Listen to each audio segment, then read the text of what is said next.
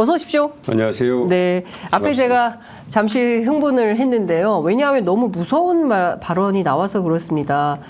전직 MBC 기자 출신이시고 또 뉴스데스크 앵커도 하셨고 네. MBC 잘 들어 이렇게 얘기를 하면서 대통령실의 황상무 수석이 한 얘기인데요. 1988년에 있었던 회칼 테러 사건을 언급했습니다. 보안사에 의해서 출근하는 기자 정보사 네. 정보사죠. 정보사가 그 출근하는 기자의 다리를 허벅지를 찔러서 일종의 이제 칼침 테러를 맞게 된 거에 비춰서 기자들 모아놓고 이제 이런 얘기를 한 것이 문제가 좀 되고 있는데 어떻게 보십니까? 첫 번째는 네. 이 윤석열 정권의 언론에 대한 인식. 네. 그러니까 황상무 시민사회 수석은 청와대 네. 참모 가운데 고위직 참모잖아요. 그렇습니다. 네, 그러니까 그분의 개인 생각이라 하더라도, 네. 개인의 언어라 하더라도, 네. 이거는 이 정권의 인식과 무관하지 않다, 연결돼 있다. 특히 MBC에 대한 적대감. 예. 적대감. 네. 이게 이렇게까지 아주 노골적으로 네. 제가 보기엔 아주 극단적 표현이거든요. 예. 도저히 공직자로서는 할 수 없는 표현을 그렇습니다. 지금 했어요. 네. 어느 자리인지 제가 모르겠는데 식사 자리에서 기자들과의 기자들과 식사 자리면 이제 뭐 소주도 한 잔씩 네. 하고 이런 자리였으니까 예. 그것을 감안한다 하더라도 예. 이건 도저히 있을 수 없는 네. 얘기다. 예. 그럼 그 자리에서 기자들은 어떤 반응을 보였을까 이게 제가 하나 궁금해요. 네. 굉장히 궁금하고요. 과거의 선배들 같았으면 정부 수석이 이런 얘기하면 어떻게 했나요?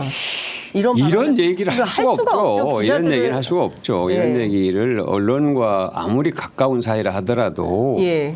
이건 농담으로도 할 수 없는 얘기입니다. 예. 있을 수 없는 얘기고요. 그때 예. 기억하시는 분들은 그게 이제 오홍근 테러 사건을 네. 아마 지칭하는 것 같아요. 네. 네. 그 본인이 그때 정보사에 근무했다는 사실을 지금 얘기를 했잖아요. 예. 기사를 보면 그렇게 예. 돼 있더라고요. 근데 그게 군에 좀 부정적인 기사를 써서 네. 그 사람이 집 앞에서 네. 회칼 테러를 당했다. 네. 이 얘기를 한 거죠. 예. 하면서 그게 사실은 정보사 소속 현역 군인들이었다는 거잖아요. 예. 그러니까 이게 얘기 자체가 점점 더는 더 이해가 안 되는 수준으로 가고 있는 겁니다. 네. 네네. 그러니까 언론에 대한 인식, MBC에 대한 적대감, 네. 그 다음에 또 그것을 국가 기관이, 군 기관이 네. 그런 테러를 했다는 거를 다시 한번 상기를 시키면서 예. 이게 도대체 뭘 얘기하고자 하는 걸까? 그러니까 윤석열 정부에서도 그러니까 저는 서두가 MBC 잘 들어. 그러니까 비판 보도하고 지금 당장 그 이종섭 장관을 추적하기 위해서 현장에 가 있는 기자가 MBC 기자지 않습니까? 이종섭 장관이 군 출신이란 얘기인가요? 국방부 장관이. 국방부 장관이니까 군 출신이니까 군인들이 어떤 짓 할지 모른다 너네 이런 얘기인가요? 저는 뭐 거기까지 이렇게 이 확장을 해서는 안 되겠지만 네. 제가 그래 이 얘기를 듣고 제가 한번 찾아봤어요. 네. 한 해에 이 세계에서 네. 기자들이 몇 명이 죽나 네. 이런 테러로 네. 평균 80명이 살해를 당하더라고요. 그러니까 예. 권력에 맞서고 예. 또 하여튼 전쟁터에서건 예. 어디서건 네. 이렇게 그냥 자연사한 게 아니라 예. 이런 어떤 외부 폭력으로 인해서 폭력으로 숨진 네. 기자가 한 해 평균 80명이라는 거예요. 목숨 걸고 기사 쓰는 그래서 기자들입니다. 제가 이것까지 찾아보게 한 게 사실은 굉장히 정말로 이건 있을 수 없는 유감이라고 너무 점잖은 표현이고 네. 이런 폭력적 언사를 공직자가 쓴다는 것은 저는 용납할 수 없는 일이라고 봅니다. 네. 이분이 이 얘기만 한 게 아니고요. 5.18 민주화 운동과 관련해서는 어떤 얘기를 했냐면 계속 해산시켜도 하룻밤 사이에 4-5번이나 다시 뭉쳤는데 훈련받은 누군가가 있지 않고서야 일반 시민이 그렇게 조직될 수가 없다.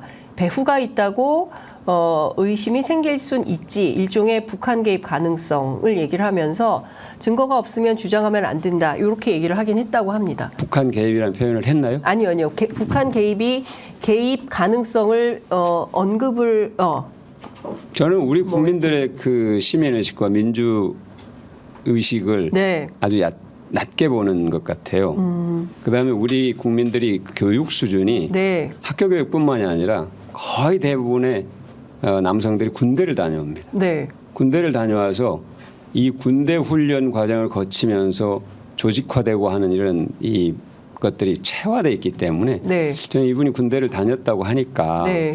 그 정도는 이해할 텐데 하는 네. 생각이 들었고 예. 저런 표현을 하는 거는 그럼 국민들은 다 무지렁이다.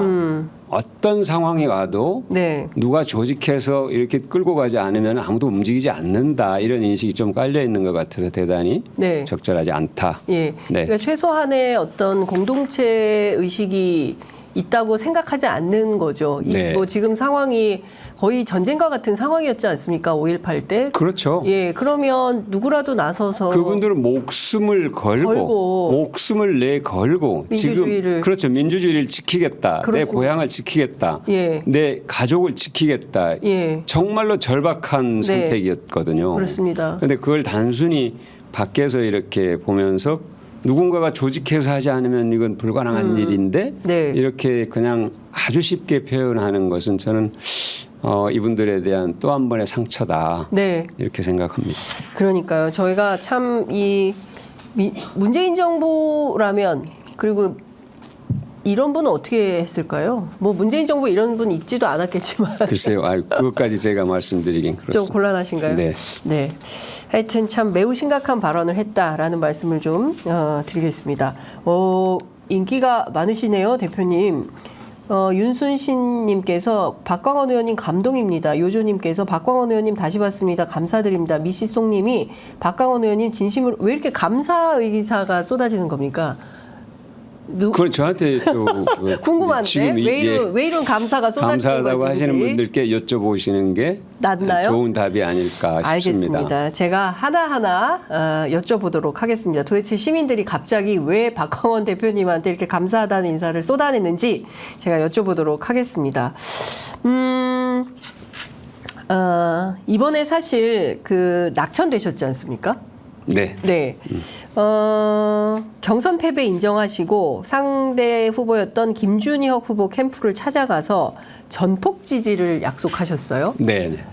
솔직히 마음은 좀 불편하지 않으셨습니까? 그러니까 이제 처음 제가 그 소식을 들은 건 10시쯤 들었어요. 그날. 네. 그날 10시쯤 들었는데 그게 며칠이었죠? 그 3월 7일인가 3월 7일. 정확하게 예, 날짜 예. 3월 7일이 맞을 겁니다. 네. 6일인가? 네. 그런데 제가 잠시 이렇게 멍한 생각이 들더라고요. 그러니까 뭔가 현실적이잖아요. 비현실적인 네. 그런 상황 같은 느낌이 들었고 머릿속이 이렇게 휑해지는 느낌이었는데 제가 얼른 인정하고 그냥 집에 일찍 들어가서 잠을 청했어요. 네. 근데 아내가 슬며시 제 방문을 열어보더니 제가 자는 척하고 있으니까 그냥 나가요. 나가서 자고 예. 그냥 조용히 있다가 다음날 깼는데 예. 사실 그 평정심 회복을 위한 최소 시간이라는 게 있습니다. 사실 어떤 상황이 당황스럽고 황당하고 도저히 받아들일 수 없는 상황이 왔을 때 네. 특히나 이제 개인들에게는 어떤 예를 들어 암 선고를 받는다든지 또는 갑작스런 사고로 친지가 불상사를 당했다든지 네. 이런 상황이 딱 왔을 때 이게 나한테 벌어진 일이야? 이렇게 도저히 받아들여지지 않다가 일종의 천재지변 같은 상황을 그렇죠. 당하면 그래서 이제 그 평정심을 회복하기까지 이제 차츰차츰 이 심리적 이 변화 과정을 겪게 된다고 하잖아요. 근데 저는 뭐 그냥 그렇게 오랜 시간 걸리지 않았고 네. 빨리 돕는 게 돕는 게 좋다. 도우려면 빨리 결정하는 게 좋다. 이런 생각이 들었고 그 과정에 사실 아내가 좀 역할을 했어요. 아내가 다음 날 일어났더니 네. 여행을 가자는 거예요. 그래서 이제 아내가 운전을 하고 좀 이렇게 수원에서 멀리 떨어진 곳으로 네. 가서 하루 저녁을 지내면서 아내가 돕는다고 빨리 얘기를 하시는 게 좋겠다. 그래서 저도 사실 이제 그런 생각을 어느 정도 갖고 있었는데 아내가 이 상황을 어떻게 받아들이고 있는지 저로서도 이제 좀 궁금하잖아요. 동반자가 굉장히 중요하군요. 네, 그런데 이제 그때 저에게 이렇게 문자를 보내고 하면서 의견을 주신 분들도 꽤 계시잖아요. 네, 그렇겠죠. 뭐 이를 탈당을 해라, 뭐 탈당을 해서 어디 가서 새로운 무소속으로 미래로 나와라, 가라, 무소속으로 뭐 출마해라. 이런 얘기부터 시작해서 어떤 한 분인데 그분이 똑같이 빨리 도와드리겠다고 선언을 하시는 이게 어떠냐, 좋겠다. 좋겠다 이런 예. 의견을 보낸 분이 계셨어요. 예. 그래서 저도 이제 저희 생각과 어느 정도 일치하고 또 아내의 생각도 그렇고 그래서 다음 날 바로 하루를 보내고 다음 날 바로 해단식을 했죠. 네.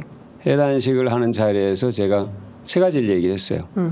지금까지 이제 많은 분들이 이런저런 얘기를 하는 걸 다 듣고 안타까움과 아쉬움과 서러움과 어떤 분은 분노를 얘기하는데 이 시간부터는 다 없다. 이 시간부터는 오직 뒤에 이미 지나간 얘기는 하지 마라. 네. 앞만 보고 가자. 네. 총선 승리라는 앞만 보고 가자. 뒤를 보지 말고 앞만 보고 가자. 그리고 함께 가자 제가 그랬어요. 네. 그게 해단식 때 했던 얘기고. 그리고 그 다음 날에 이제 제가 김준혁 후보 사무실로 가서 네. 전폭 지지를 약속을 했죠. 그러니까 사실은 주위 분들이 저를 좋은 길로 안내를 했다는 생각이 첫 번째고 네. 두 번째는 총선에서 민주당이 승리해야 된다는 것. 이것이 아주 절대적인 네. 저의 가치이자 명분이죠. 그러니까 이 윤석열 정권을 심판하지 못하면 우리는 역사의 죄인이 된다 네. 하는 거잖아요. 우리 똑같이 다 예. 느끼잖아요. 예. 그런데 이게 만일 오대에서 삐끗해가지고 사실 여러 가지 과정에서 발생했던 이런 일들, 갈등 예.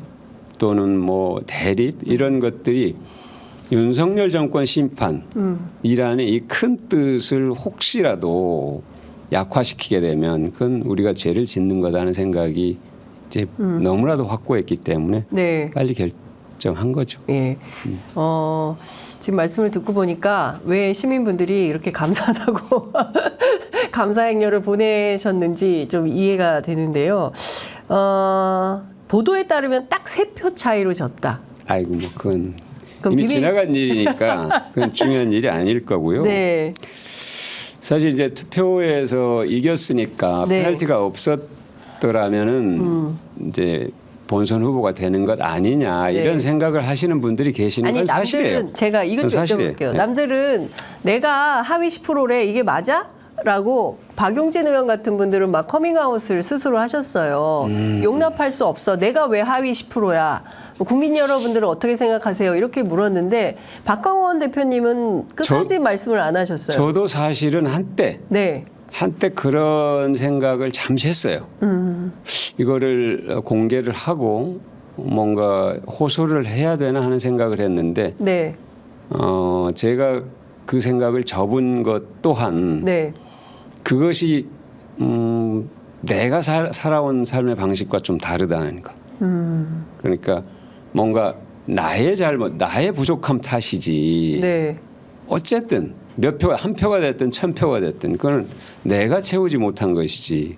누구를 탓한다는 것은 나답지 않다 하는 생각이 하나 들었고 또 그것이 그렇게 하는 것이 내가 감내하는 것이 제가 네. 감내하는 것이 당의 통합과 총선 승리에 조금이라도 도움이 되겠다 네. 하는 그런 생각을 한 거죠. 그러니까 그걸 가지고 저도 이제 이렇게 하는 방식, 이렇게 이 길을 선택한 분들에 대해서 제가 뭐라고 평가하는 게 아니고 이건 저의 방식입니다. 저의 방식이기 때문에 네. 저와 뭐 다른 분을 비교해 가지고 이렇게 하는 것은 말아주셨으면 좋겠고요. 그냥 예.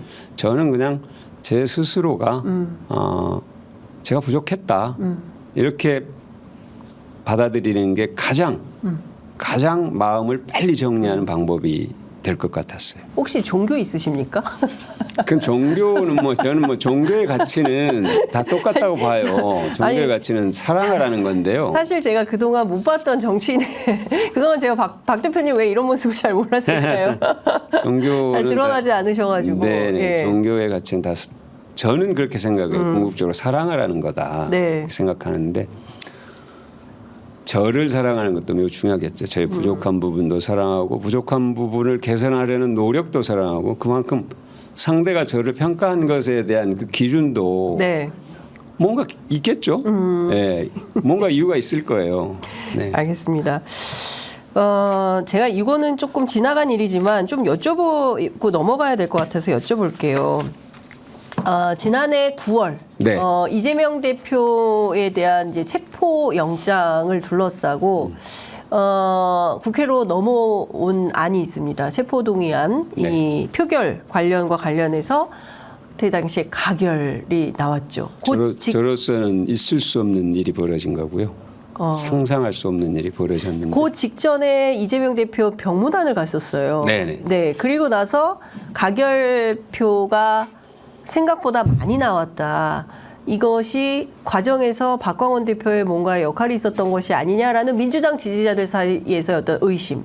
이건 어떻게? 뭐 의심은 있을 수 있겠죠. 누구에게는 의심은 있을 수 있으나 명백한 네. 거짓이고요. 허위? 허위죠. 예. 그리고 이 이제 얘기가 지금까지 지속이 되고 있고 거의 반년 가까이 지속이 되고 있는 건데 네. 저에 대한 모함이고 저에 대한 모독이라고 생각해요. 저는. 그러니까 사실 네. 병문안 마치고 돌아오자마자 네.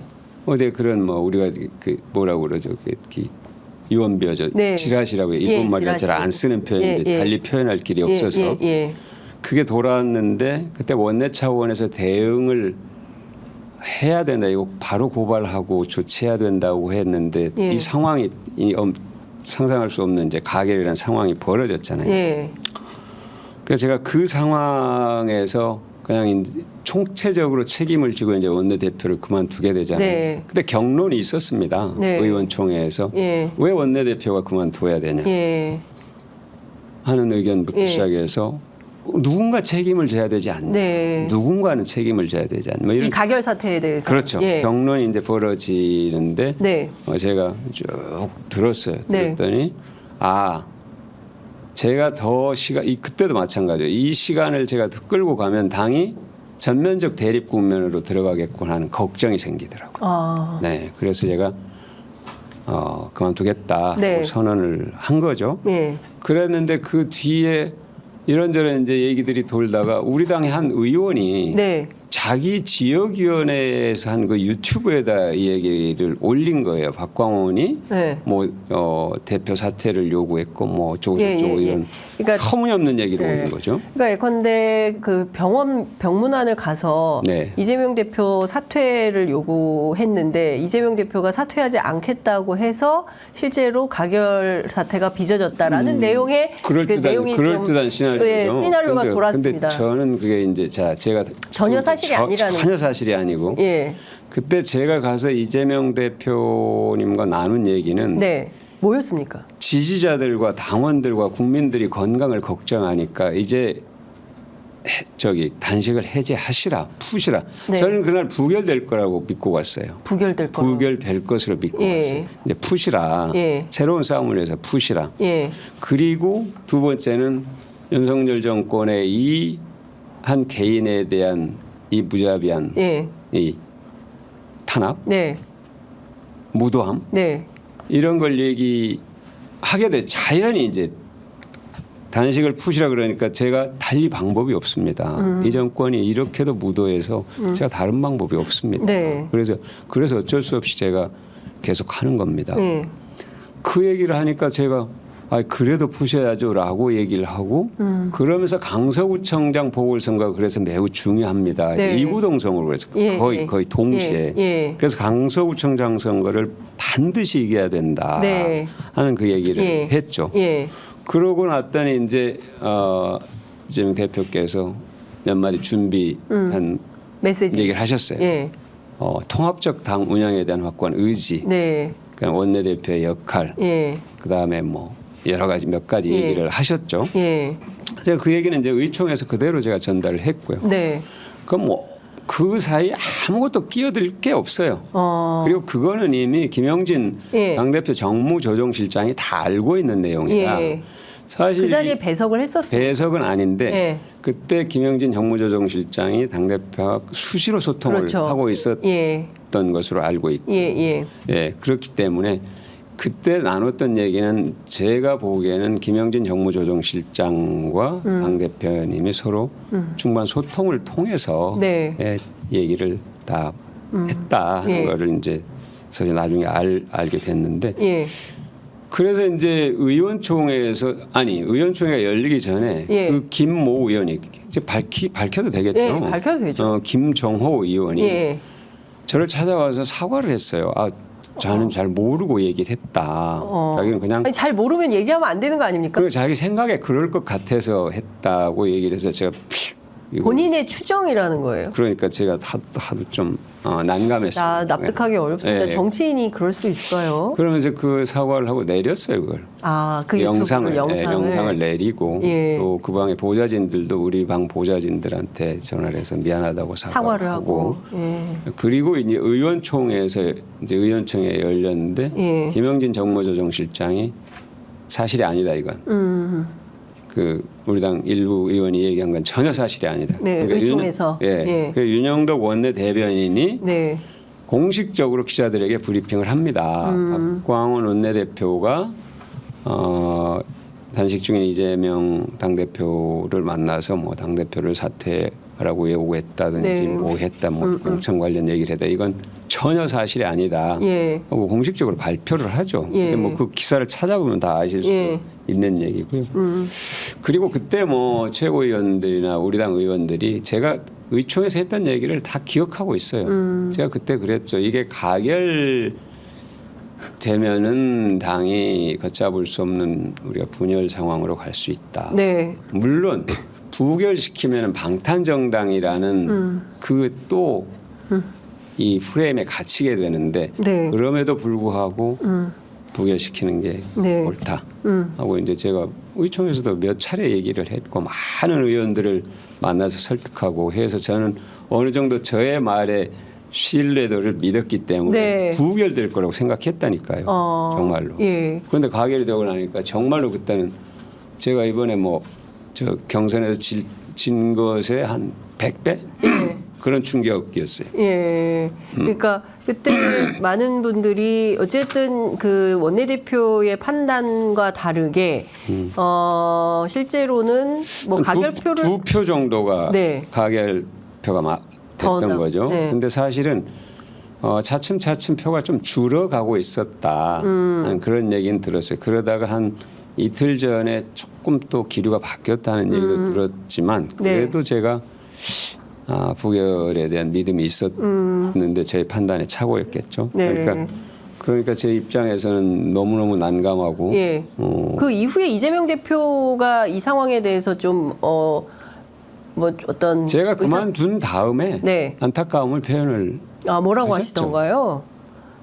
그건 구체적으로 얘기보다 하여튼 안타까움을 예, 이재명 대표가 예. 지금 물러나시면 안 되고 일을 하셔야 되는데 뭐 이런 내용들이었을 걸로 그때는 뭐 그런데 이제 이런 제가 얘기를 좀 더 하다 보면 할 필요가 있다고 보는데요. 네. 그러니까 제가 그것을 왜 그렇게 적극적으로 해명하지 않았냐. 네. 근데 그때는 도저히 있어서는 안 될 상황에 대한 어떤 무한 책임감 네. 이런 것이 있어서 제가 그 분위기 속에서 계속 제가 뭐 저를 설명하고 또 제 입장에서 뭔가 일을 하나하나 따지고 그러는 것이 당의 모습에 당의 통합을 위해서 별로 도움이 안 되겠다. 그래서 끝까지 내가 네. 감수하고 예. 좀 인내하는 그런 모습을 갖는 게 필요하겠다는 생각을 했죠. 네. 그래서 이제 해명하거나 반박하기보다는 좀 자제하고 6개월을 지켜왔는데 그냥 이렇게 그런데 일부 유튜버들이 이거를 네. 반복적으로 계속 왜곡을 하는 거예요. 이미 김정호 의원은 그걸 내렸는데 네. 그걸 가지고 계속 또 김정호 의원이 이렇게 말했으니까 이게 사실일 거다라고 그렇죠. 하면서 소위 얘기하는 네네. 민주당을 지지하는 저는 뭐 진보라고 통칭하기는 좀 어려울 것 같고요. 네. 민주당을 지지하는 민주당 지지 성향의 유튜버들이 계속 이것을 확산시키고 있다. 그러니까 이제 그게 일정 사실을 왜곡하는 거네요. 그렇죠. 사실 거짓으로 네. 이제 혐오를 조장하는. 증폭시키고 갈등을 조장하고 하는 이런 것에 대해서는 좀 책임 있게 우리 사회가 대처할 필요가 있다는 생각을 저는 하고 있습니다. 네. 그래서 이제 사실은 이런 거예요. 예를 들면 네. 제가 아까도 말씀드린 것처럼 수많은 의원들을 만나서 부결시켜야 된다. 네. 의총에서도 부결시켜야 된다. 네. 하여튼 제가 네. 당대표를 만나서 더더군다나 네. 20일 넘게 단식하고 있는 네. 대표에게 당대표 사퇴를 얘기하고 공천을 얘기하고 이런 비인간적인 행위를 할 것이라는 발상을 하는 그분들의 윤리의식에 대해서 저는 예. 이분들이 인간이 그렇게 할 수 있다고 생각하는가? 저는 도저히 제 기준으로는 예. 이해가 안 됐던 거예요. 사람이 어떻게 그럴 수가 있냐 그렇죠. 이거죠. 예. 그런 이제 일종의 망상, 모함 이게 계속 그쪽으로 발달을 하다 보면은 예. 사람에 대한 망상과 이 모함이 개인의 인격을 말살하는 수준에서 머무르는 것이 아니라 민주주의를 위태롭게 할 수도 있겠다는 그런 생각이 좀 들었어요. 예. 그래서 제가 거짓은 언젠가 양재에 나오면은 죽는다. 진실은 침몰하지 않습니다. 그렇죠. 거짓은 참을 이길 수 없습니다. 그런 믿음을 갖고 제가 쭉 버텨왔던 거고요. 네. 어쨌든 이런 아쉬움을 표현하는 분들도 계세요. 그래도 좀 더 적극적으로 대응을 하지 그랬냐. 대응을 하고 또 설명을 하고 소통을 하지 하는 그런 아쉬움을 표현하시는 분들도 계신데 그건 뭐 또 그것도 지나간 일이 됐어요. 이 또한 지나간 일이 됐는데 네. 이번을 계기로 해서 그런 저에 대한 정말 의도적 오해, 네. 왜곡 이런 것들은 정말 삭제됐으면 좋겠습니다. 네. 끝내주시라. 너무 나쁘죠. 사실은 어떤 사람, 이게 저는 제일 중요한 게 사실관계를 확인하고 사실관계에서 오류가 있다면 그것은 삭제하거나 사과하고 삭제하는 게 맞다고 생각을 하는데요. 오류가 있는데도 뭐 의견이야 뭐 충분히 얘기할 수 그렇죠. 있습니다. 어떤 상황에 대해서 본인의 의견을 자유롭게 표현의 자유가 있으니까 얘기하는 것 그리고 그것을 시청자나 국민들이 판단하는 것 이것은 허용될 수 있다고 생각하지만 사실이 아닌 걸 계속 이렇게 확산시키고 뭐 범죄가 있는 것처럼 범죄자 지금 이재명 대표가 사실 그런 거 있는 거 아니에요? 악마화의 어떤 대상이 되고 있는 거 아닙니까? 이제 그분들이 추종하는 분이 이재명 대표인데 그분이 그렇게 당하고 있는데 똑같은 방식으로 타인에 대해서 대상을 삼으면서 인격 말살을 한다. 저는 그분들이 누군지는 몰라요. 저도 잘 모르겠습니다. 네. 그러니까 이제 이간질, 예. 제가 이간계. 그렇죠. 언제죠? 2012년 네. 국정원 댓글 조작 사건 때 보면 네. 굉장히 이 기술이 워낙 발달해 가지고 같은 편인 것처럼 하면서 이간하는 굉장히 다양하더라고요. 그게. 네. 네, 그때 이 일종의 뭐죠? 그 교본 같은. 네. 네, 그러니까 직접적으로 아주 극렬한 언사를 공격하는 것. 그래가지고 막 모욕감을 주는 예. 방식이 있고 위하는 척하면서 상대하고 벌리는 이런 네, 방법도 예. 있고 이러기 때문에 이 댓글 자체도 저는 상당히 예. 그냥 단순하게 딱 평가해서 보기는 어려울 그렇습니다. 것 같아요. 굉장히 예. 아주 복잡한 이 산식들에 따라서 움직일 수도 있습니다. 네, 그러니까요. 처음에 그러니까 이 신뢰를 허무는 거 아닙니까? 공동체의 신뢰를 허물고, 그러니까 뭐 개인의 의견, 뭐 계속 뭐 수박을 막 누가 아까 어떤 분이 올리시던데. 처음에 그러니까 제가 병원에 다녀왔을 때 그 병문안을 네. 단식을 중단하시라고 다녀왔을 때 맨 처음에 그걸 올린 유튜버가 보수 유튜버라는 거예요. 아, 그래요? 맨 보수 처음. 유튜버가. 네. 그러니까 그거는 딱 이관계잖아요. 예. 근데 그것에 근거해 가지고 이제 막 왔다 갔다 하는 왔다 거예요. 갔다 하고 하니까 이게 거기에 놀아놨을 수도 있는 거고. 아이고야. 그러니까 그런 거를 보면은 이게 참 진실을 가려내는 게 쉬운 일은 아니에요. 시간이 좀 걸려요. 네. 참 답답합니다. 어쨌든 뭐 명철한 태도 이런 게 좀 필요할 것 같고 사실이 뭔지를 분명하게 판단하는 능력 이런 것도 좀 필요해 보입니다. 사실 저는 그 박정훈 대령 사건으로 네. 뭐 최근에 그 박 대표님 많이 기억을 하고 있는데 작년 9월 1일이었던 것 같아요. 그날이 박정훈 대령이 이제 구속영장 실질 심사를 받기 위해서 군사법원으로 들어가는데 그러니까 군사법원 측에서 못 들어가게 하고 그냥 국방부 안으로 들어가서 군 검찰 통해서 법원으로 가라. 이제 네. 이런 상황에서 들어가지 못하게 막고 있어서 네. 그 현장에 상당히 소란이 있었습니다. 아, 예. 그때 주인공 중에 한 분이 바로 임태훈 군인권센터 소장인데 네. 이 군사법원 문을 열기 위해서 시민사회가 얼마나 많은 노력을 했는데 또 윤석열 정부가 되니까 이 문을 막고 과거 방식으로 국방부로 해서 들어가라고 요구하느냐. 근데 박정훈 대령이 그냥 서 계셨어요. 맞아요. 그래서 제가 맞아요. 의원총회 중이신 맞아요. 네, 대표님께 상황 설명을 드렸더니 제가 깜짝 놀랐습니다. 국회의원 8분이 오셨어요. 말씀을 제가 듣고 네. 바로 제가 송기현 수석 부대표에게 얘기를 했죠. 네. 빨리 법사위원님들을 현장으로 좀 보내는 게 중요하겠다, 네. 필요하겠다 했더니 예. 그게 그렇게 빨리 조치가 이루어졌다고 예. 그래서 굉장히 다행스럽게 생각했습니다. 예, 그때 상황에 만약에 그 시민사회 관계자 민변의 뭐 하주희 사무총장 등도 나와 계셨는데 특히 임태훈 소장이 그런 얘기 많이 했어요. 만약에 국회의원들이 나와 있지 않았다면, 야당 국회의원들이 그 현장을 지키지 않았다면 박정훈 대령 구속 가능성이 높았을 거다. 아, 예. 왜냐하면 그날 현장에 군 검사까지 나왔었거든요. 그러니까 거기서 박정훈 대령이 또 한마디를 하거든요. 네. 여기 국회의원님들 계신 마지막에 이제 이분이 강제로 끌려가는데 여기 국회의원님들 계시는데 저 박정훈이 중요한 게 아니라 최수근 상병의 억울한 죽음 네, 진실을 네, 밝혀달라 네. 이렇게 한마디 하고 떠난 거죠. 아, 그 박정훈 대령은 대단한 분이에요.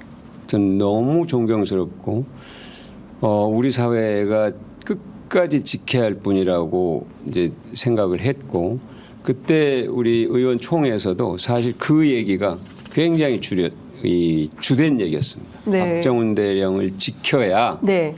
그래야 최수근 상병의 억울한 죽음도 진실을 밝힐 수가 있고 네. 앞으로 그런 죽음을 막아낼 수 있다 하는 그런 의원님들의 의견이 굉장히 다수였습니다. 그래서 저는 의의는 꼭 따르는 분들이 있다 하는 그런 생각을 확인하게 됐습니다. 네, 그러니까요. 사실 그 검사 탄핵 네. 이거 사실 되겠냐, 검사를 어떻게 탄핵하냐. 사실 민주당에도 검사 출신 국회의원들이 많이 계시기 때문에 근데 이거를 박광원 원내대표가 관철하셨어요. 그러니까 사실 제가 이제 저에 대한 오해 가운데 또 하나는 사람은 좋은데 윤석열 정권과 별로 싸우질 않는 것 같다 이렇게 네. 오해를 하시는 것 같아요. 네. 근데 이제 저는 싸우는 방식이 여러 가지가 있을 수 있잖아요. 목소리를 높여서 항의하고 규탄하고 하는 것도 싸우는 방식이고 조용히 일을 처리하는 것도 싸우는 방식인데 금방 말씀하신 검사 탄핵도 이제 제가 원내대표 때 네. 물론 이걸 주도한 의원님들이 계세요. 네. 김용민 의원을 의원, 비롯해서 많은 분들이 계시고 그분들의 뜻을 제가 존중해서 이제 검사 탄핵도 하게 되고 네. 또 검찰개혁법은 제가 법사위원장 때 이제 다 아직도 그 기억하시는 분들 네. 계시겠지만 법사위원장 때 네. 통과를 시켰는데 그 네. 뒤로 이제 이 정권이 들어와 가지고 또 그걸 완전히 왜곡해 가지고 그걸 무력화시켰잖아요. 네. 이 검찰 개혁을 네. 사실은 검경 수사권 조정을 완전히 지금 무력화시켰는데 시행령 통치가 시작됐죠. 맞습니다. 이건 반드시 제기를 다시 갈 수 있도록 해야 돼요. 네. 그래서 22대 국회가 굉장히 중요하다. 예. 검찰 개혁에 있어서 저는 이 생각을 분명히 갖고 있고 네. 또 국무총리 해임 건의안도 원내대표 때 제가 맞아요. 처리를 예. 한 거고요. 네. 그다음에 이태원 특별법 패스트트랙 지정, 예. 신속안건 지정도 제 원내대표 때 예. 한 겁니다. 그러니까 예. 그때 필요한 것들, 꼭 해야 될 것들은 제가 회피하거나 네. 주저하거나 미루지 않고 했다. 근데 네. 적극적으로 제가 한 일을 잘 설명하지 않아요. 아니 기자 출신인데 홍보를 자기 일을 홍보를 적극적으로 하질 않는다. 보좌관님들께서 조금 힘을 내주셔야 될 것 같다는 생각이 좀 드는데 근데 저는 사실 개인적으로 깜짝 놀랐습니다. 제가 그날 우연히 그 박정훈 대령의 그 군사법원 행에 저도 이제 현장 취재를 정말 100만 년 만에 처음 가본 거였어요. 울산을 갔었구나. 울산 가고 나서 이제 군사법원 앞에 이제 처음 가봤는데, 저는 그렇게 야당 국회의원들이 결단해서 현장에 8명이나 되는 분들이 출동할 거라고는 상상을 못했거든요. 제가 너무 제가 기자를 했잖아요. 네. MBC 기자도 예. 하고 앵커도 하고 백분 토론 진행도 하고 그러니까 부끄럽지 않은 기자가 돼야 된다는 생각을 늘 했고. 네. 저도 그렇습니다. 그렇죠. 정도를 가야 된다는 생각을 예. 했고. 그러니까 제가 우리 기자님의 전화를 받으니까 제가 바로 반응을 하는 거죠. 제가 우리 장윤선 기자님을 너무너무 제가 좋아하고 늘 바른 생각과 바른 길을 가고자 하니까 바른 생각을 하고 바른 길을 가고자 하니까 늘 함께 힘을 모아야 된다는 생각을 저는 하는 거고요. 그래서 그때 그런 이제 전화를 받자마자 제가 반응을 했던 것 같고 또 MBC에 있을 때 이제 제가 보도국장 할 때 네. 그때 MB 정권 때인데 네. 그때 미디어 방송 장악이 대단했었거든요. 네. 그래서 사실 제가 보도국장을 첫 한 명으로 그만둬요. 제가 그냥 사퇴를 하죠. 네. 그러니까 박광원의 삶의 방식이 그렇게 요란하고 화려하진 않으나 네. 뭔가 해야 될 일을 안 하고 뺀다든지 뭐 도망간다든지 이러지 않는다. 네. 근데 제 자랑을 제가 잘 하지 않고 못하기 때문에 여기까지 오늘 엄청 자랑하는 겁니다. 이런 것도 필요합니다. 아니 자기 자랑하는 정치인들이 얼마나 많은데 저 자랑을 안 하십니까? 그나저나 이제 지금 총선이 닥쳤습니다. 예, 네. 예, D- 앞자리 숫자가 바뀌었어요. 이제 26일 정도 이제 남아 있는 상황인데 이번 총선 민주당 승리할 수 있습니까? 저는 미래는 예측하는 게 아니라 창조하는 것이다 하는 저의 신조예요. 네. 이길 수 있습니까? 물어보면 저는 이겨야죠. 당연히 이기겠습니다. 이렇게 네. 답을 제가 할 겁니다. 우리가 사실 윤석열 정권이 국민들에게 주는 고통, 그 본질은 무능과 또 무도함과 또 불신과 뭐 여러 가지가 있죠. 근데 그 국민들에게 주는 고통을 계속 우리가 연장시켜서는 안 되지 않느냐. 네. 아까 말씀드린 것처럼 이걸 종식시키지 않으면 중지시키지 않으면 역사에 죄를 짓는 거니까 네. 반드시 그건 뭐냐 그러면 이번 총선에서 이기는 거예요. 다른 방법이 없어요. 네. 그러니까 우리가 분노한다. 정권에 분노한다는 분노는 네. 표현하는 방법이 여러 가지가 있을 수 있어요. 네. 소리 지르고 항의하고 하지만 가장 확실한 표현 방법 이기는 겁니다. 네. 분노 에너지를 모아서 이기는 거예요. 근데 네. 다행스럽게 네. 최근에 이제 한동안 정권 심판 흐름이 조금 이게 이 세를 잃은 것 아니냐, 희석된 것 아니냐 이런 걱정들이 좀 있었어요. 그건 네. 원인은 다 아시겠지만 이른바 저는 한동훈 비대위원장 드라이 아이스 효과라고 생각하는데 드라이 아이스라는 게 여러분들 옛날에 보시면 텔레비전에서 뭔가를 가리고 어슴푸레하게 만들 때 그걸 뿌리죠. 뿌리잖아요. 예. 인공으로. 예. 그럼 그 분위기가 네. 좀 살아나고 그런데 그 거치고 나면 다 보이거든요. 네. 그 드라이 아이스 효과가 거의 이제 다 거친 거예요. 그 드라이 아이스 효과가 있을 때는 네. 뭐 디올백이든 윤석열 정권 심판이든 이런 것들이 네. 가려져 있다가 네. 그 다시 이제 드러나기 시작하는 거고 국민들이 잠깐 맞아 그게 본질이지 근데 네. 그걸 우리가 잊을 수는 없지 네. 이런 생각을 다시 하시는 거고요. 그다음 우리 당이 이제 공천 과정을 네. 겪으면서 이제 갈등이 있었고 네.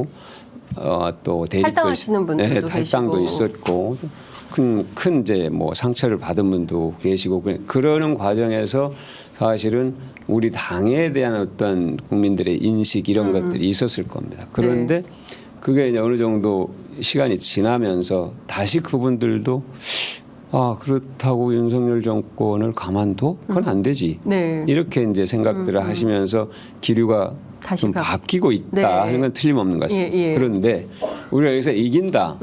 제가 이기겠다라고 말씀드리지만 정확하게 전망을 한다는 건 그건 섣부른 거고요. 네. 그건 신중해야 될 일이고 다만 우리가 할 일을 다 해야 되는 거예요. 네. 그러니까 어떤 분이 이 선거를 염전에다 비유를 했다 그래요. 염전. 염전. 그러니까 개펄이 선거 이기전 네, 네. 개펄이 있어야 되고 예. 그다음에 햇볕이 있어야 되고 그다음에 바람이 있어야 된다. 소금이 되려면. 소금이 되려면. 네. 그러니까 바닷물이 소금이 되려면 네. 지금 다들 자 심판해 윤석열 정권 심판해 하는데 그게 정말 결정이 딱 되려면은 네. 그 세 가지가 있어야 된다. 개펄은 지지 기반이고 예.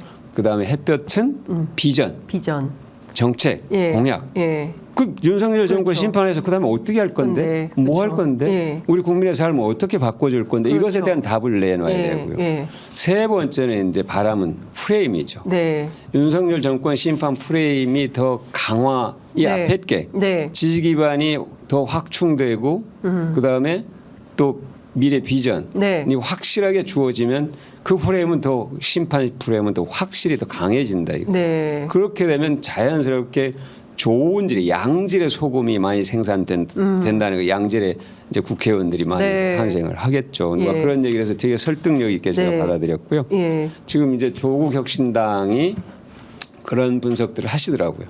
조국 혁신당이 이 정권 심판론을 강화하는 보강하는데 시너지를 좀 내는 것 같다. 네, 네. 실제로 여론조사 흐름이 그렇습니다. 네, 네. 예. 그래서 지금 뭐 지민비조의 얘기를 네. 하시지만 네.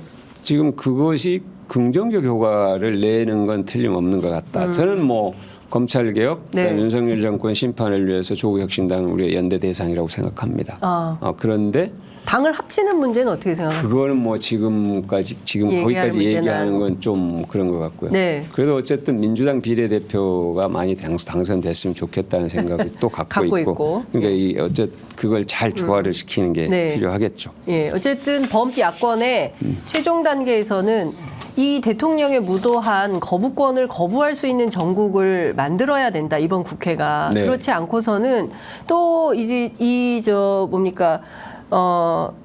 이종섭 장관 이렇게 내보내는 거와 같은 기이한 일들이 또 벌어지고. 이건 기이한 일이 아니라 이거는 세상에 이거 있을 수 없는 그렇습니다. 일이잖아요. 이거 범죄 피의자를 도피시키는 게 거기다 공직을 줘가지고 그러니까요. 이거는 예. 국민 제가 보기에 세금으로. 국민들 알기를 예.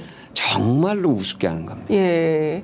국민들 알기. 그러니까요. 예. 누가 그랬더니 아프리카에서나 아프리카에서 있을 거고 아프리카 못 오고 가는 그렇죠. 거겠죠. 아프리카 모독하는 건데 아니 저는 민주국가에서 있을 수 없는 일을 지금 하고 있는 거죠. 그래서 이게 지금 당장 그 최상병 특검도 패스트트랙을 통해서 4월 4일 날 국회 자동 부의되도록 되어 있어서 이것도 표결을 하게 되겠죠. 예, 예. 그러면 대통령이 어떻게 할까요? 지금 저는 연결돼 있다고 봐요. 연결이요? 예. 예. 이제 이 최상병 사건의 최종 책임이 누구에게 있느냐 이 문제가 그렇습니다. 굉장히 중요한 문제잖아요. 네. 어떻게 이종섭 장관을 호주 대사로 임명해서 공수처에 출국 금지 요청으로 출국 금지가 돼 있는 것을 법무부가 해제해서 내보내는 이런 무리한 길을 갈 수 있을까? 네. 그러면 이런 무리한 길을 가더라도 뭔가 지켜야 될 더 큰 무리한 일이 있는 거죠. 그러지 않으면 설명이 가능합니까? 상식적으로 안 되잖아요. 예. 그 한동훈 부대 이제 지금이라도 들어오라면 들어올 거다. 네. 뭐 들어와 조사를 받을 거다. 근데 들어와 조사 받을 걸 왜 내보냅니까? 그렇죠. 큰 말이 안 되는 것 같고요. 아니 일국의 대사가 대통령을 대신해서 하고 있는데 아무데나 들어갔다 나왔다가 이렇게 그렇죠. 그거는 이제 사실 대사는 특명전권 대사니까 사실 국가의 대표잖아요. 그렇습니다. 국가의 대표. 그런데 이런 식의 국민적 의혹의 대상, 네. 국민적 의혹 정도가 아니라 국민적 분노의 대상인 사건이거든요. 네. 왜 젊은 생태 같은 젊은이를 이 급류에다가 밀어넣어서 목숨을 잃게 만들고 그것에 대해서 제대로 조사를 하자고 하는 의로운 군인은 피의자를 만들어 가지고 또 제대로 일 처리 안 한 분들은 다 승진을 시키거나 지금 국회의원 공천을 주거나 대사를 내보내거나 과연 이런 일이 지금 대한민국에서 일어나고 있는 게 맞나? 우리가 지금 민주국가에 살고 있는 거 맞나? 하는 그런 생각을 국민들이 다 하실 거 아니에요. 네. 그런 점에서 저는 이 부분이 단순한 어떤 이 범죄 피의자의 도피다 이 정도 수준은 아니라고 봐요. 이건 굉장히 문란한 사건입니다. 네, 굉장히 문란한 사건이다. 네. 국기문란 그렇죠. 사건이다. 네, 예. 저는 그렇게 봐요. 예. 그러면 이 사건의 최종 결정권자가 누군지 밝혀야 되는 거죠? 그거는 뭐 아니 대사 임명권을 가진 분은 뭐 딱 한 분 있잖아요. 예, 그렇습니다. 네, 대통령이니까. 네. 하여튼 뭐 상당히 이 문제가 총선 막판까지 큰 이슈로 총선의 변수로 작용할 가능성이 매우 높다. 이런 전망은 많은 것 같습니다. 네. 경기도가 60석이 걸려 있습니다. 지난번에 59석이었어요. 하나 늘어난 겁니까? 네, 예. 59석일 때 우리 당이 51석을 했더라고요. 네. 51석을 했는데 60석이 이제 된 거죠. 네. 경기도 선대위 맡고 하남에서 계시죠? 네네. 네. 하남에서 한 곳이 늘었고요. 네. 그다음 화성에서 한 곳이 늘었고 안산에서 하나가 줄었고 네. 이렇게 돼서 예. 아마 그런 것 같은데요. 예. 사실 경기도 선거 지형은 네. 뭐라고 말씀드려야 될까요? 이 신흥 도시들 네. 그러니까 화성이나 또 동탄? 용인이나 네. 동탄이나 네. 동탄은 화성에 있는 곳이니까 네. 하남이나 예. 그다음에 양주나 네. 또 남양주나 예. 신흥 도시들이 있습니다. 예. 그 신흥 도시들의 인구 구성을 보면 네. 젊은 유권자들이 비중이 좀 높아요. 네, 네. 네, 그거는 이제 서울이 조금 더 고령화되는 특성을 갖고 있다면 네. 경기도는 조금 더 청장년층의 유권자들의 비중이 네. 좀 늘고 있습니다. 그것은 여론조사를 쭉 보시면 아시겠지만 우리 당 지지 네. 또는 우리 당 후보에 대한 지지가 가장 높은 그 연령층이 40대와 50대입니다. 이건 그냥 데이터니까요. 네. 제가 뭐 예측이라기보다 데이터를 갖고 말씀드리면 네. 이런 신흥 도시들의 40, 50대 청장년층의 유권자 비중이 높은 네. 곳에서는 예. 우리 당 후보들이 틀림없이 선정합니다. 그거는 뭐 말할 필요가 없습니다. 네. 그리고 최근에 이제 몇 곳을 각 그 신문들이 언론들이 네. 경기도에서 박빙으로 또는 접전으로 선거가 치러질 것으로 예상되는 지역에 대한 조사를 하잖아요. 네, 네. 예를 들어 분당을, 그다음에 수원평, 네. 또 김포 뭐 몇 군데 이렇게 합니다. 네. 그런데 분당을 같은 데는 우리 당 지지율은 낮지만 그 김병 후보가 예, 예. 상당히 앞서고 네. 어느 조사는 약간 좀 처진 것도 처지긴 그러니까 네. 혼전이라고 네, 봐야겠죠. 굉장히 선전을 하고 있는 네. 것 같고요. 그다음에 수원병 김영진 의원 지역도 앞서고 있습니다. 예, 예. 그러니까 굉장히 이제 네. 국민의힘에서 전략 지역으로 지정을 해서 수원 전체를 전략 지역으로 지정해서 일찍부터 총 공세를 네, 맞아요. 펴고 예. 있습니다. 그만큼 수원 선거에서 유의미한 네. 성과를 내지 못하면 네. 경기도 선거 못한다는 게 국민의힘의 판단인 거예요. 아, 저는 그렇구나. 그 판단은 되게 맞는 판단이라고 맞는 봅니다. 판단이다. 그렇다고 해서 수원에다 총 공세를 퍼붓는다고 해서 그러면 그 전선에 예. 금이 갈 거냐? 야, 이탈이 그건 또 생기네. 다른 문제. 아, 다르다. 수원 시민의 시민 의식과 민주 의식이요 예. 굉장히 높은 것입니다. 지금 이제 한동훈 비대위원장도 다녀가시고 네. 또 대통령도 한번 수원에 다녀가고 예. 그런데 그런 것으로 해서 수원 시민들의 마음이 흔들리거나 저는 그러지 않을 거라고 보고요. 수원 시민들은 어쨌든 수원이 경기도의 이제 도의 도 같은 곳이잖아요. 네네. 그걸 이제 수원 분들은 그걸 머리 숫자를 제가 수부 도시라고 네, 이렇게 얘기를 예. 하죠. 예. 그러니까 경기도의 중심적 역할을 하는 곳이거든요. 수원이. 네. 그런 것에 대한 자긍심이 있고 또 특례시로 지정이 됐는데 그 과정에서 지금 수원 무효 후보로는 염태영 후보나 시장일 때 네. 지금 국회의원 아직 김진 의장님이나 예, 예. 수원의 국회의원들이 굉장히 많이 노력했다는 걸 다 알고 있어요. 그렇군요. 그다음에 뭐 여러 가지 예를 들어서 신분 당선을 포맷실까지 연장하는 문제, 인도권 동탄선을 조기 네. 착공하는 문제, 지하화문 철도 지하화 문제는요. 네. 우리 당이 먼저 구상을 갖고 네. 발표를 딱 할 날짜를 잡았는데 하루 먼저 발표를 했다고 그러더라고요. 그런데 그렇군요. 조금 더 말씀을 드리면 지역 발전이나 이런 것 매우 중요합니다. 네. 그런데 그게 지역 수건 사업이 1, 2년 만에 되질 않아요. 많이 걸리고 10년도 걸리고 더 이상 걸리기도 해요. 근데 지금 중요한 거는 네.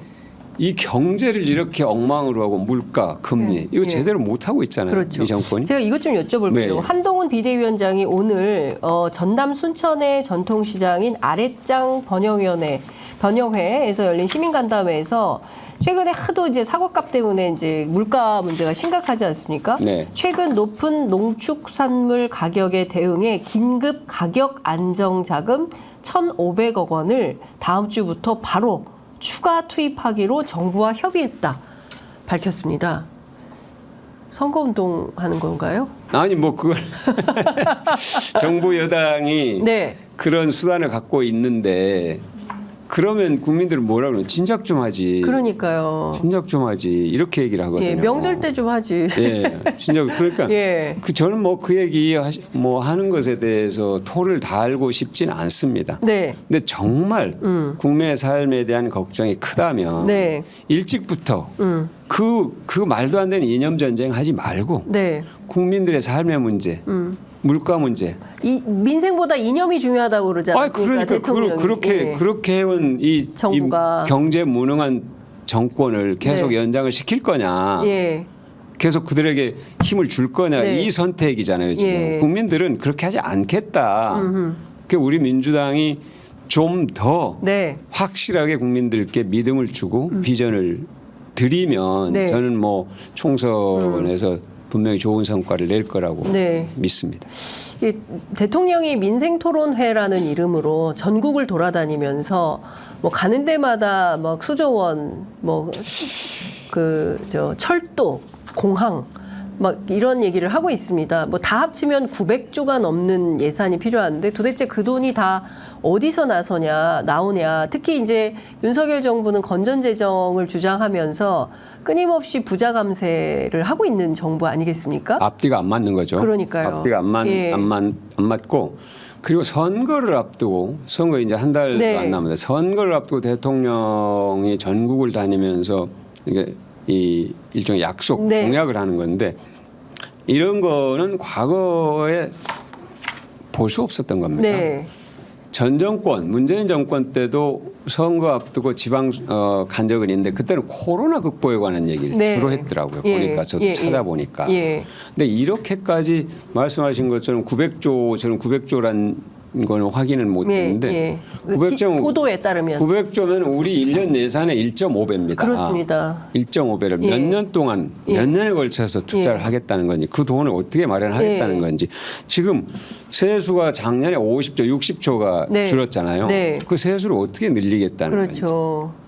이것에 대한 계획은 없이 그냥 하면 국민들이 그걸 그냥 지나가는 말로 알아들어요. 국민들이. 네. 예. 그냥 하는 말. 하는 말이 어떤 예. 아무런 감흥이 없고 예. 믿음이 안 가고 그렇죠. 아이고 그냥 어려우니까 하나보다 이 정도 생각하게 되거든요. 그럼 예. 그건 대통령께서 굳이 그런 노력을 하면서 그런 평가를 받을 필요는 없잖아요. 예. 목련꽃이 피면 김포가 서울된다고 했거든요. 한동훈 위원장이 가능성이 있습니까? 왜 목련에다가 그걸 얘기를 해요? 계절이 4월이 되면 그렇다는 얘기 같은데 네. 아무리 목련이 10번 피어도 네. 김포가 서울이 됩니까? 그러니까요. 김포 시민들도 그러면 그 이렇게 하시더라고요. 하죠. 그냥 대한민국을 서울민국을 만들어요. 전부 다 서울. 제 고향 저기 해남? 전남 해남까지 다 서울로 다 편입을 그냥, 해요. 예. 그러니까요. 왜 그런 무리한 얘기들을 그러니까요. 하시는지 저는 상식과 합리에 맞는 공약을 내야 되는데 제가 이제 시간이 다 돼서 시간이 이제 1분밖에 안 남았네요. 이것 좀 여쭤보겠습니다. 민주당이 조금 아픈 질문이 될 수 있어요. 그 대통령이 끊임없이 뭐 군사보호구역을 해제한다, 그린벨트를 해제한다, 뭐 이런 공약을 하는데 민주당의 정책 기능이 좀 약화된 거 아니냐. 예컨대 이런 주장을 할 때 따박따박 문제 제기하면서 이슈 파이팅을 하는 능력. 그러니까 민주당이 스권 능력이 있는 대한 야당으로서의 자기 실력을 좀 보여주지 못하고 있다. 그러니까 뭐 어떤 그 한동훈 위원장이 막 이런 비판을 하면 그 비판에 대해서 이제 받아치는 응수하는 수준은 되지만 또 실력을 조금 더 보여줘야 되는 거 아니냐라는 비판은 어떻게 받아들이십니까? 그것은 제 조언으로 제가 받아들이겠고요. 그리고 이제 네. 제가 지금 당의 지도부에 있지 않으니까 네. 그럼에도 불구하고 이제 당의 일원이니까 네. 아픈 조언으로 받아들이겠고 사실 굉장히 중요한 얘기입니다. 아까 그래 제가 햇볕을 얘기했잖아요. 네. 염전에서 햇볕 비전을 국민들에게 믿을만하게 책임 있게 제시하는 그런 노력은 꼭 필요하죠. 네. 네.